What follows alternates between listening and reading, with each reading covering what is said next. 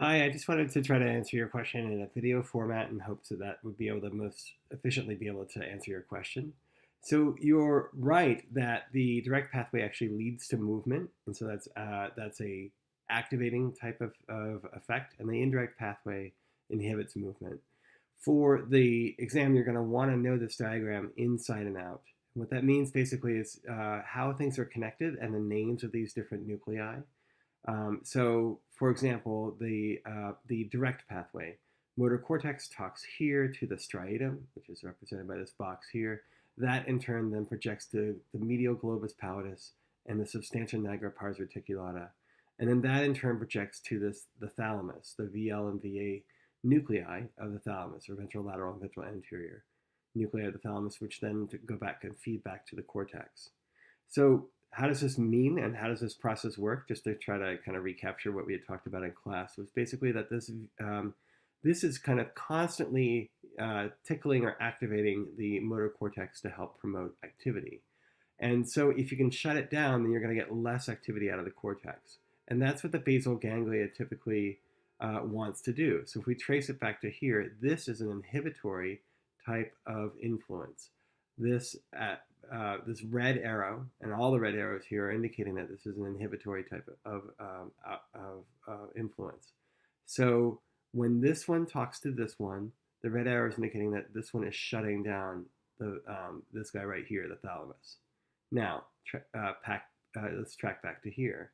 We go to the striatum. The striatum is inhibiting this breaking or this nuclei here. So what that means then is that this normally was, if this is active, then it's going to work as sort of almost like a brake on the thalamus. But we're shutting that active, that braking action here down by the activity of these neurons here in the striatum. So that's going to shut this down. So that's the direct pathway. You're going to want to go through that same type of process here for the indirect pathway. And the open arrows indicate that these are stimulatory. You're going to want to also be able to appreciate that the substantia nigra has two different kinds of influences on this, depending on whether there are D2 or inhibitory types of receptors that are present on these cells, or D1, which are excitatory receptors on these cells. So what we're looking at here basically is that the substantia nigra here, it releases dopamine. There are D1 receptors that are present here. And so that in turn activates this direct pathway. So what that means then is that dopamine is really helpful for activating this process that's important for leading to movement. What's interesting here in the indirect pathway is all about inhibiting movement, because what you have is here's this braking action. It gets stimulated by the subthalamic nucleus, and then there are two sort of breaks, a break of a break here. But ultimately what you end up finding is that that this braking action is normally would be inhibited here, but that gets shut down by this guy, which in turn gets shut down by this guy. So what we're looking at then basically is that this indirect pathway, we think about it as a whole and how it works. We know that it inhibits movement. And dopamine that's released here, it has an inhibitory effect on this indirect pathway, starting right there. So what that means then basically is that when dopamine is released from here, that it will shut down this indirect pathway.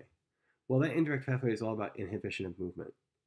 And so what that means then basically is that the dopamine that's being released in both of these different types of contexts, both on the indirect and direct pathway, ultimately are important for making motor happen.